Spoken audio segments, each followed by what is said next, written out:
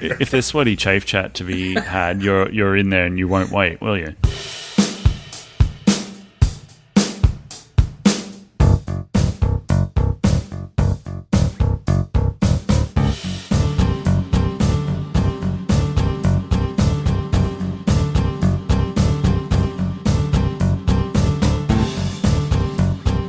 Yes, hello and welcome to Bit Weird, but fair enough, I guess. Thank you for joining me for a second episode, assuming that you've heard the first. I got a bit of good feedback from the first episode, so thanks for that. No thanks to the people who mocked me because they thought I was trying to sound sexy. So why are you putting on a deep, sexy voice in your intro? Well, I wasn't trying to put on a sexy voice. I had a cold. Okay? I had a cold. All right? So I hope that makes you feel like a right bloody bastard. Or bitch, whatever you prefer. So yes, into our second week, and the world's still weird. I'm sorry, we didn't solve anything first time round, so we're going to have to keep pointing out weird things. For example, a news story from the week with the headline, "Woman plays violin while surgeons remove tumour from her brain." So, this woman was obviously undergoing surgery on her brain, Dagmar Turner. She was worried she may lose her music skills, so she suggested that she be allowed to play the violin while the operation was going on. Now, I understand the logic of that. I can understand, being nervous about something happening inside your brain that's going to make you lose that ability and function. But surely, if they're in her brain messing about, touching stuff, she's playing the violin, if they get in there and touch something they're not meant to, then she's only going to know after the fact, once she starts going, whoa, and who's to say that if they, finger the wrong lobe, that they're going to be able to undo what they do. So, probably better not to know, because that's just instantaneous. And then you're on an operating table and you're upset and you're angry and frustrated. You start losing your shit on the operating table while they're trying to operate on you. That's going to make you lose your music ability and quite a few other abilities at the same time, I'm imagining. So I don't feel like that's the smartest of ideas. She should have just hoped for the best. But hey, I'm not a brain surgeon, so maybe I'm not 100% qualified to judge. The other thing I'm concerned about is, think back to all the times you've seen people playing violin. They get into it. Like they get their head going, they rock about, they're swaying from side to side. That's going to make it tough to do brain surgery, I imagine. Can she resist the urge to get her groove on if she hits a particularly kind of sweet groove and rhythm with the violining? Well, speaking of music, in the last week, Spotify has curated a special playlist for dogs left at home. So if you're going to leave your dog at home all day, go to work, you can put this playlist on.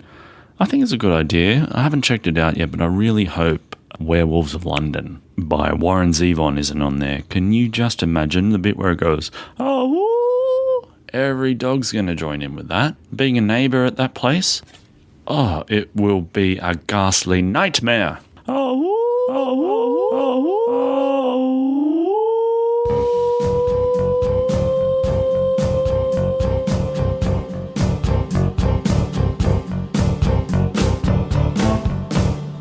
Yes, welcome back. I'm joined now by two very good friends of mine. One of them you've heard from before, Matt. How are you, Matt? I'm right. How are you?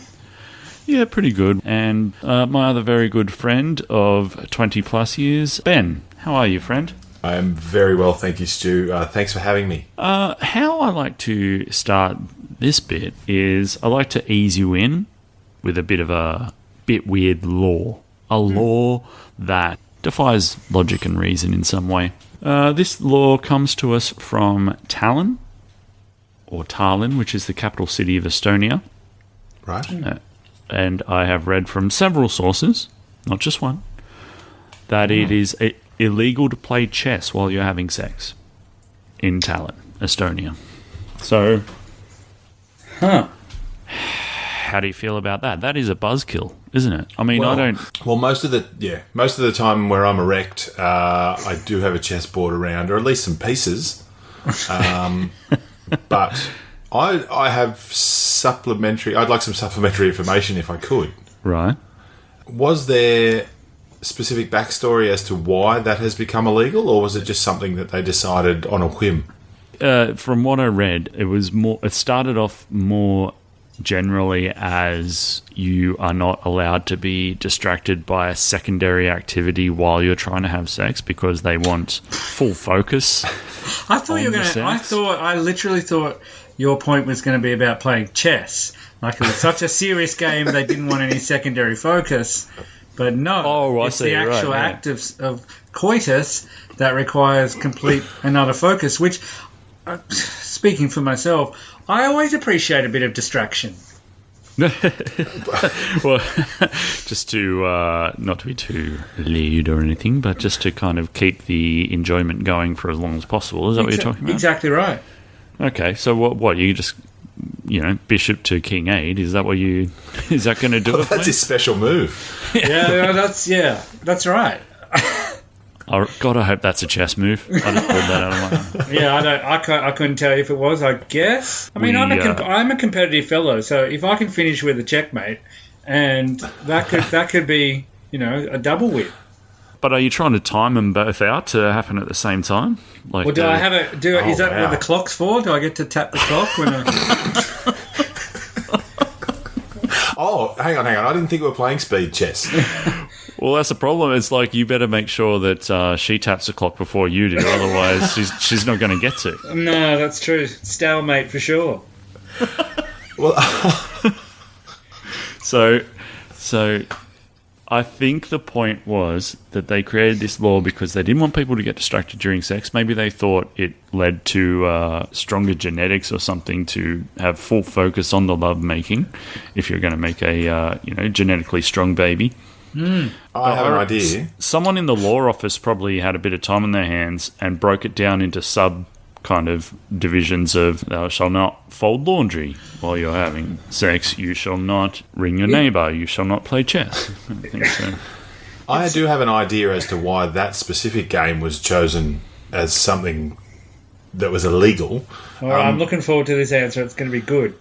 Is it something to do with interracial relationships? No, it's imagine if you were mid-coitus and flailing your arms around in enjoyment and happened to knock over an entire chessboard and caught one in the eye. Ooh. Oh, so it's a safety thing, like wearing a helmet on a bike. It's for your own protection. It's high-vis style intercourse where you need to be basically within a padded room of some description. No external nanny state going wild. Implements. I thought you were just going to say wave your arms around and knock your king over and concede your match. That'd be more worse. devastating than anything. True. Any chance someone in the law office has just spilt like water over the book of laws and it's run and so two laws have just been combined because of that? No. It's just going, I can transcribe that. Something about chess and sex. No chess sex for anyone. Right. Oh, right. So no TFs. Yeah. It's illegal to play with the chest while you're having sex. You got in before me, Stu. Well done. Yeah, but there you go. I mean, once again, same as when we talked about the Chinese government banning Tibetan monks reincarnating. I don't know who the particular law office is who's policing this. If someone's tapping on windows, shining torches through windows in Estonia. Yeah, unless it was happening in the park, where some parks have like chessboards set up. With those big giant ones that move around. Oh, right. Yeah, see, that makes a bit more sense. Yes. Or it was a guy that just wanted an excuse. Like it was a police officer or lawmaker that just wanted an excuse to go around and shine torches in people's windows. Oh, yeah. That's probably it, right? Well, it's the sort of lure I'd make, I reckon. Yeah. Well, we'll probably squeeze as much out of that as we're going to get. So I'm gonna move on and tell you another story that's a little bit sexy. Wow. And a bit weird, of course. So there is a button you can press to tell your partner that you're horny. Ben? Right, well, carry on. So this is a product called LoveSync, which is trying to get a Kickstarter campaign up at the moment to be put into production. You got the link? Yeah, I got the link. Good. I'll send that on later. Purely for research. It's essentially two buttons, one for you and one for your partner, and you just press it when you're in the mood. If your partners also press their button, you'll be notified with a swirling glow, which means that you're on. Right. Okay. Now, all right, I got a couple of issues with this. I know. Right. I know. You don't want to hear any more. You don't want to hear any more before you ask questions. I think Ben and I might have the same issue, but either way. Well, let's see. Go on. No, carry on, Stu. I'm sure you'll probably be able to answer a couple of my questions, or actually one of my questions. Okay. But carry on. So the LoveSync people say that the advantage of the LoveSync is that it creates a sexual environment with no rejection, guilt, or missed opportunities, right? So you've got a clear answer from your partner. There's no ambiguity there. There's no kind of, or I thought she meant this, or I thought he meant that kind of thing. There's just, it's either on or off, right? It's a button. Boom. On or off. So it makes consent pretty clear, I guess. And there is a 15-minute consensus window, apparently, where where if you've pressed and that 15 minutes go by and nothing's happened, then you kind of have to start again, I think, and try your luck again. So do they have an auto repeat button? You've just got on from 6 a.m. until whatever time in the night that you may get a response. Just one of those drinking birds just continually going forward and pressing it. Is it a call and response thing? Was this the question you had, Ben, which was because if my wife presses that button, then I'm going to press that button. Yeah, that's right. But then we have an issue. Uh-huh. Where are you? Yeah, that is the problem. Yeah, that's what I'm. So, are you in the same house and you're in a different room pressing the button? I'm pressing a different button. But also, what if they're like next to you watching the TV? You're just pressing it while they're next to you, and then they take it out of their pocket, look at it, and put it back in their pocket. And keep watching. The LoveSync people are saying that it creates no rejection, but yeah, that was my next point. I think it's actually going to create quite a lot of rejection. When you're pressing it 16 hours a day. You can save face, though, and say, oh, it was a pocket press. I didn't mean that. Yeah. Where the issue comes is when you've been pressing it all day, every day, and then you're finally sitting on the lounge next to your wife and you pull your phone out and press the button. Yeah. And she looks at you and goes, "Oh, are you still using that? I deleted it 3 weeks ago."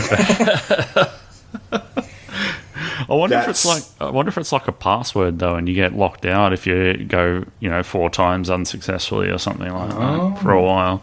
And then what if you leave your phone at home? You've been pressing it all day, every day. You leave your phone at home, and then she's like, "What's going on?" Are you getting someone on the side because you haven't pressed it all day? It's the members badge draw. It's where you're there the whole time, and then all of a sudden, the one time you don't show up, and your number gets called. Yeah. And then there'd be swingers parties where people got different buttons in their pocket and all this sort of stuff. So look, Are you suggesting people have burner phones just for this? Press it, throw it away. I didn't actually say at any point this is on a phone. This is an actual button device.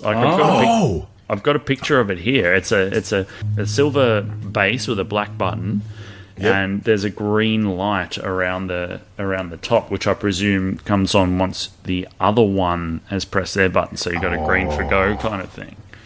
Wow. So, God, I hope it makes a noise. Yeah. Surely it just makes a big "auga" noise when you press it. It'd have to. Surely. Or someone just going, "It's ow!" Something like that,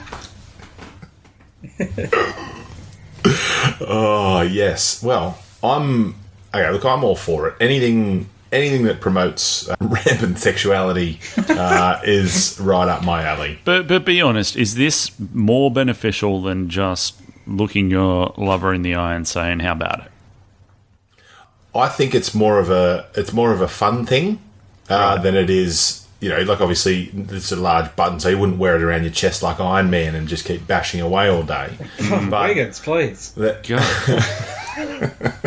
Yeah, well, that actually answers the question of how far away would you have to be? Because obviously, if it's not using any cellular data, if there's no SIM card in that button, then it's obviously you've got to be in the same room or at least in the same house for there to be that call and response. Yeah, I suppose, but I mean, there's obviously diminishing returns if they're a certain distance away, isn't there? Certainly not going to hit your 15-minute window. Yeah, that's true. That's true. I do like it though. Like you could use it as you go and hide the button somewhere in the house, like it's hidden under your wife's pillow or something like that, for example, or in her undie drawer or something like that, so that and you can just sort of time it. Hang on, you're hiding her button. Yeah. Why are you hiding her? Don't you want her to have it? No, well, that's what I'm saying, right? Like, that's what I'm saying. Like, it becomes, yes, you wanted to have it, but you wanted to find it, and then you just want to press it so that it goes off as soon as she picks it up. Oh, I see. And then hopefully... I don't. I'm just pushing things along. But yeah, I'm a bit confused. Anyway, hopefully she's so surprised that she accidentally hits the button. And then you've got right. Okay, now getting into dangerous territory there. Sorry.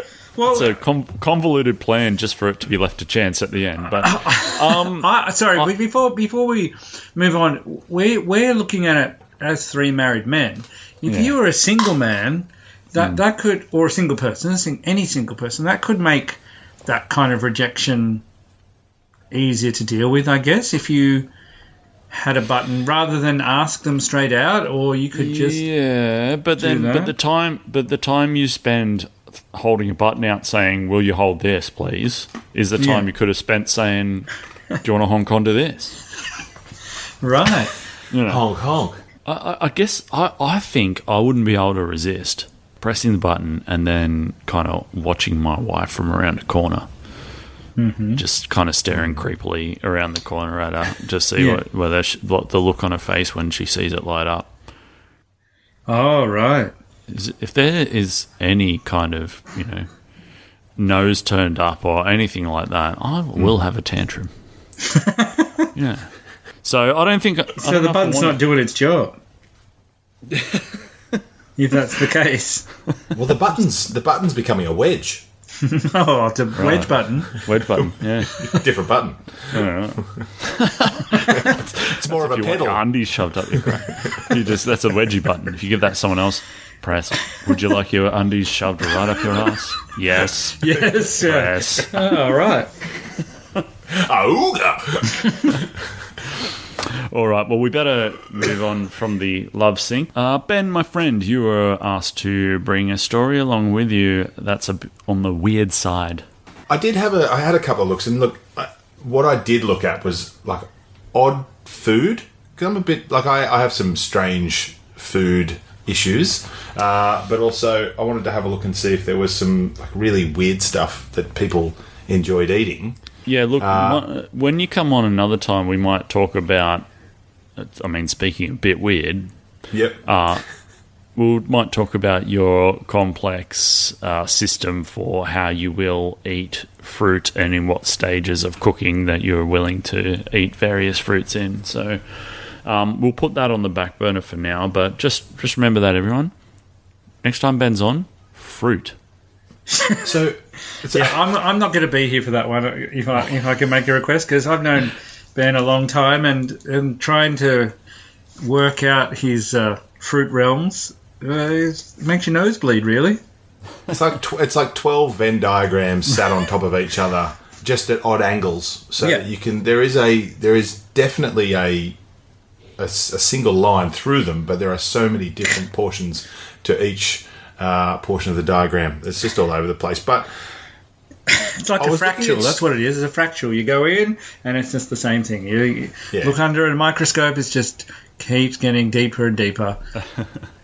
Indeed. Now, I was looking for weird toppings for pizza, right? Just to see whether or not there was anything out there that was just a little bit too much for me, right? Right.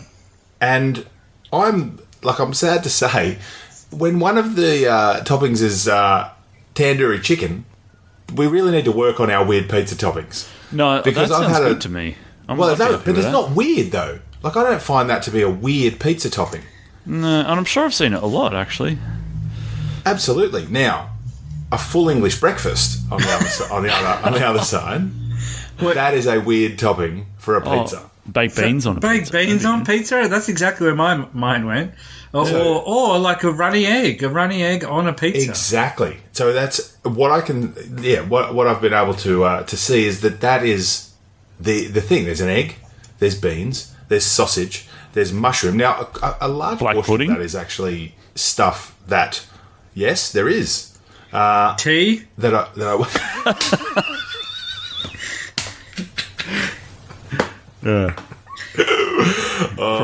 Crumpet.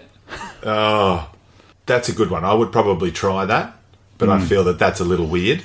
Well, what about at my local? You can get a pizza called the Wafflicken. Okay. That is like fried chicken and bacon and onion and cheese and barbecue sauce with bits of waffle bites on the top and maple butter. Oh, I thought you were going to say that the base was made of waffles, so it's basically just a big waffle pizza. No, you crumble waffle on top of it and put maple butter. Have you gone there? No, well, I'm going there now. I'm not going there. I'm not eating that. That's going to either stop my heart or loosen my bowels. Either way. Or get docs around if you try and feed that to your children. Yeah, feed it to the children. Exactly right. You eat your waffle chicken pizza. Right, we're going to Hang on a second. Somewhere where they're going to feed these children right. I will go into bat for the waffle chicken pizza. That sounds amazing. Well, come on down, sir. I will. I'm going to come to Canberra and eat the waffle chicken pizza, and then not end up back where I should live. And I'll be dead. All right. So we've spent a fair bit of time talking about what you haven't brought to us. Yes. What have you brought to us? All right. So this is the oddest pizza that I could find, right? And it's from Sweden. And it's a banana curry pizza. Oh wow. Wow. Ooh. So do you think that's a product of someone going, we'll get a lot of publicity if we come up with the weirdest pizza possible? Or did they do some market research and felt that was a gap that needed plugging? I just think that they've just gone, let's just go stupid with this one. Let's just find two. It was like a word association game. And they literally just ran around a supermarket. Just, you know what, write down some ideas on pieces of paper. We'll pull two out. Curry, banana, done. Yeah, done. There we go. Do you know, when you say curry, do you know if we're talking like a tikka masala or just how... Oh, good question. Old people tend to make curry, which is just make a casserole and stick a bunch of Keen's curry paste. Yeah, that's right. It's curry powder. It's curry powder on top of the pizza. So there's ham. Yeah, pizza's covered with ham, curry powder, cheese, and bananas. Now, the bananas are not full bananas. They don't just throw a banana on the top of it. They are cut into small discs, which obviously makes them much more edible. Oh, good discs. Are they deep fried at all, or are they just... Nope, they're just cooked on the pizza. Okay. Now I've had banana with a curry before. You know, in nice Indian restaurants, they tend to sometimes give you a little side of banana with some desiccated coconut over the top. Yes, that's true. That's true. Very nice, but not in a curry. Am I naive? Have I not lived? Or is it just purely this one invention in this one place? Well, I don't think I've never actually had that banana with the coconut on it. No? No. But I do think that, like, this is... I don't know. I don't know. Again, I've got issues with fruit. But that's just such an odd thing. Like, the banana curry pizza, that shook me to my core. I was, I don't think I'd try that. I don't think that's fair enough. Right. You know what I mean? Yeah, no, I'm not having it. Yeah, I think that's really weird. Not fair enough at all. No. All right. Attention-seeking Swede pizza makers, you're on notice. Matt, what do you got for us this week? Well, I have just a tale of an award-winning toy that then was taken off the market very, very quickly. Intriguing. Was it a sex button? So these are something called bindies. Bindies, right? BINDEEZ. Bindies were awarded Australian Toy of the Year for 2007. It was manufactured in China. I mean, it was an Australian product. It's sold in 40 countries worldwide. 12 million packets. One of the highest selling toys in 2007. Won lots of awards. Now, bindies it's hard to kind of explain what they are. They're kind of little plastic beads that you can arrange in designs. There's kind of these boards underneath, and you can move the board around. What you're talking about? Change the design and make little rocket ships or whatever you want to make with these designs of plastic beads. And then the way it's formed is kind of with this glue, and then it's like you can keep it forever. So heaps of kids are making, shit for their parents and then giving it to them, and their parents are like, thanks very much, and putting it on their walls and next to their beds. That as a coaster. Yeah, and just going, thanks, that's amazing. But here is the problem with bindies. If you ate any of them,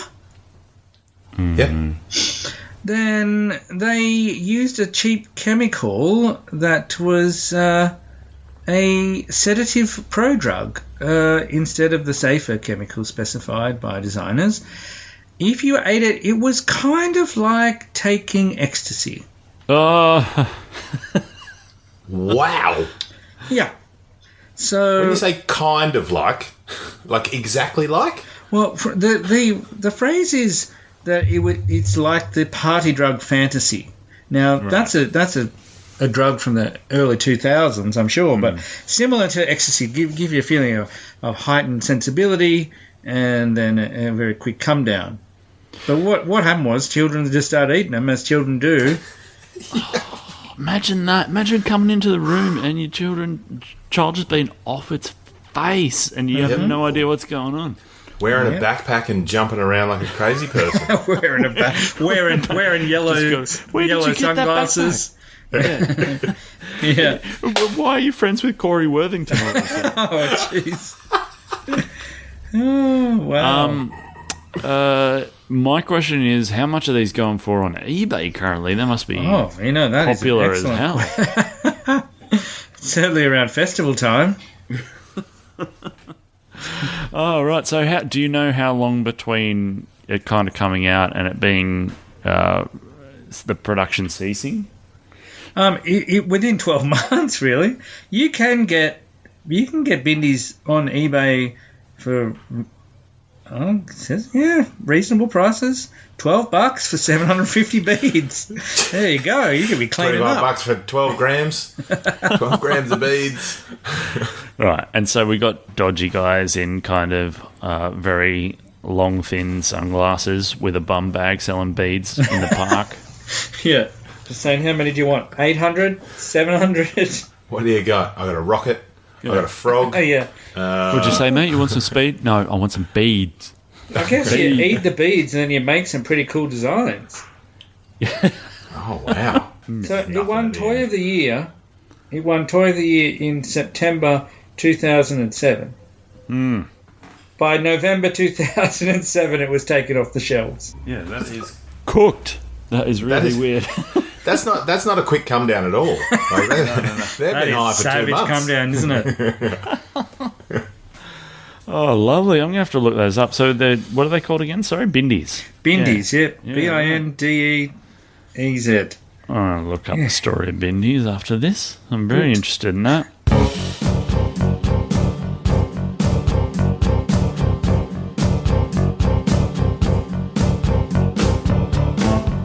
Look, fellas, I'm going to throw a bit weird product of the week at you. Just very quickly, it's a very short and sharp one. It's called Grow a Girlfriend. You can buy this at many places, including Dick Smith, the great Aussie company Dick Smith. And it is basically a little packet with a small woman in it. And what? Sorry, you can't just say basically it's a packet with a small woman in it. No. Yeah, I was trying to figure out how to describe it. So I can't even say what it's made of. Like I don't know. It's like one of the things where you add water to it, and it grows. All right. Yeah. So it's sort of like a sea monkey / chia pet type thing. I guess, but the marketing is kind of. There's a packet here, and it's got Grow a Girlfriend on it, and all the kind of little catchphrases all around the packet are, I love Sunday footy, no more nagging, I won't cost you a cent, kind of thing. God. So they're essentially saying, looking for the girl of your dreams? Psst, want a girlfriend without the pesky dating, silly questions, nagging, jewelry, and gasp. Mother-in-laws. With Grow a Girlfriend novelty toy, all you have to do is add water. So you add water to this and it grows to 6 times the actual size it is, and apparently that's a substitute for a girlfriend. Wow. So is it free? Free? Well, it says I won't cost you a cent. Oh, right. Oh, okay. I guess in regular maintenance. It's retailing There's for no $8. $8 on the Dick Smith website right now if you want to have a look at it. Oh. But grow the perfect girl within 72 hours, it says here. And again, she will not nag! Exclamation mark. God, yeah. I've just jumped on the Dick Smith website. Is it Grow a Boyfriend? There is Grow Your Own Girlfriend. Just add water, as we've discussed. Yep. There is also Grow a Dick novelty penis toy. So, Dick! That's on the Dick Smith one. Yep, that is on the Dick Smith website. What's Dick Smith up to these days? Basically, it's a huge dildo with glasses, and just add water. I think Dick's desperate. If I'm allowed to say that, he's had a lot of his brick and mortar stores closed down. He's kind of moving largely online, and one thing I'll say about Dick is that he's always kind of just sat on the line of innuendo when it comes to his name. Yes, that's true. But if you're telling me he's got some sort of Grow a Dick product that's pretty much a dildo, then he's well and truly stepped over that line. He sure has. The Dick line. The Dick line, yeah. Now, I have just looked up the Grow a Boyfriend as well. And there is a Grow a Boyfriend. What can we predict? What are the phrases that surround the Grow a Boyfriend doll? I don't want to go shopping. Let's go shopping all day. Yes, let's go shopping all day. Yeah, women Here's be some shopping. Flowers. Yeah, women be shopping. Sorry, what was that, Ben? Here's some flowers. Well, he can't bring you flowers because. Yeah, but he can say, look, he could point. Like outside, you can see him pointing outside. Okay, hang on. I love your mother. No, that's not here. Okay. No. All right. We've got I never snore. Okay. I hate my mates. Yep. I don't have any friends. Yeah. Don't worry, I've just cleaned the toilet. Not even an inanimate boyfriend would be that silly. Unless you used him to clean the toilet, I guess. Use me to clean the toilet might be a good one. Right. The other one is Babe, You're Always Right. Oh, jeez. Yeah. That's a cracker. How many women do you think are on this marketing team over at Dick Smith? I know, that's what I mean. Even the Grow a Boyfriend still frightfully misogynistic. I don't talk, I just listen. Like, it's like, hey, girls, you're annoying. Here's a toy. You won't annoy men. I always thought Dick had a bit of class, but there's weird stuff going on these days. I'm back on the grow your own willy. So it's a one-eyed monster. There's not even any it's not even any nuance or innuendo there. No, it's not. It's just get it wet, watch it grow. That's what it says. Oh my god! It also says, warning, choking hazard. That's probably the best piece of marketing we've heard so far. And while we're on the topic, grow some balls. Oh, is there that as well? For when you need a bigger pair. Harden up, princess. Right. Never give up. Man up and grow some balls. What the hell is this place? It actually says, and I'm not making this up, there's a picture of a dog in the bottom corner which says, "Don't be a pussy." Oh my god. Dick's trying to baffle his way into some sales, clearly. All these are $8 too. Like, is that that seems to be the going rate for... Hang on. I've got one more. Okay. Grow your own boobs. Oh. Hey, now. Yep. Now, there's nothing. It just says cheaper than plastic surgery. So they've obviously, this is at the end of the line, where they've run out of what weird things we can put on the thing. Okay. Question. Yes. Yep. How much water can I use? On brand as always. In order to be anatomically correct, do you just put a little bit less water on one than the other?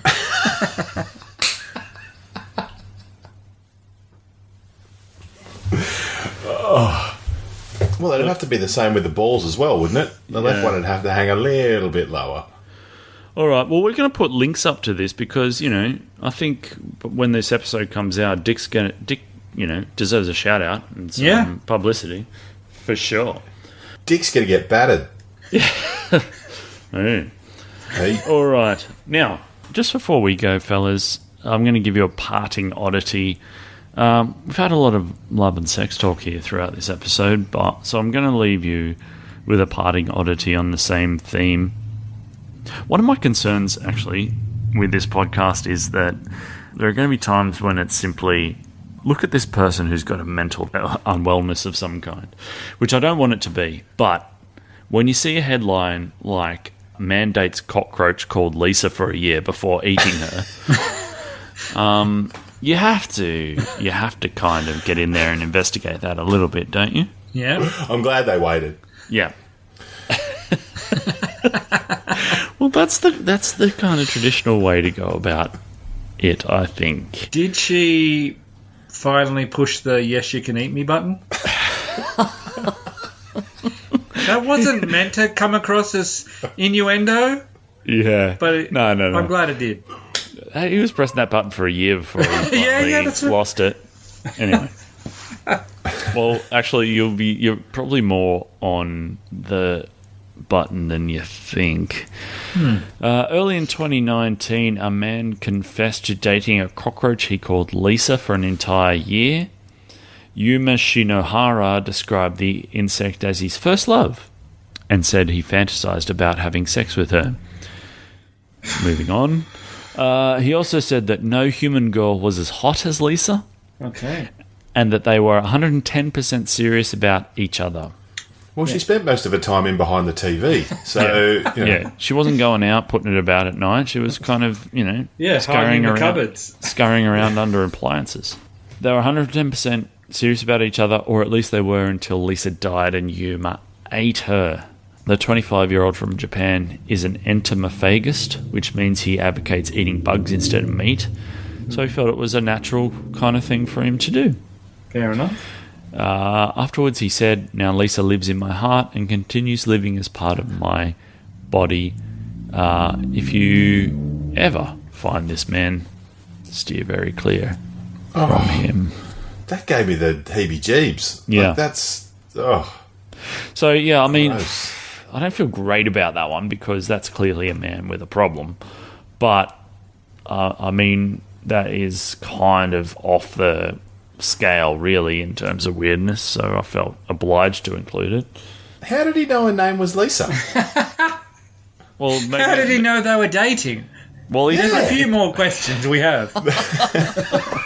He probably kept just saying names at her until the one where she kind of turned and went back sort of vaguely in his direction after he said all Lisa. the eyes. Yeah.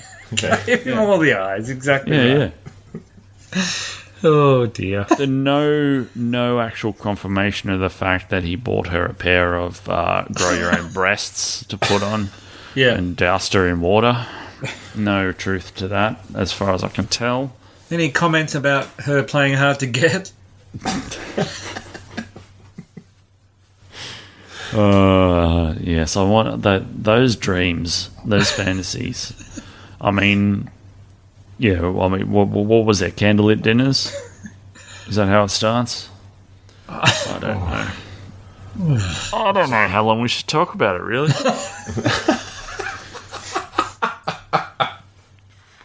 So I might just say thank you very much for joining me, gentlemen, on a bit weird, but fair enough, I guess. I hope you come back another time. I'd love to. Absolutely, I would love to. Thanks for having me. A very good night to you all. Good night.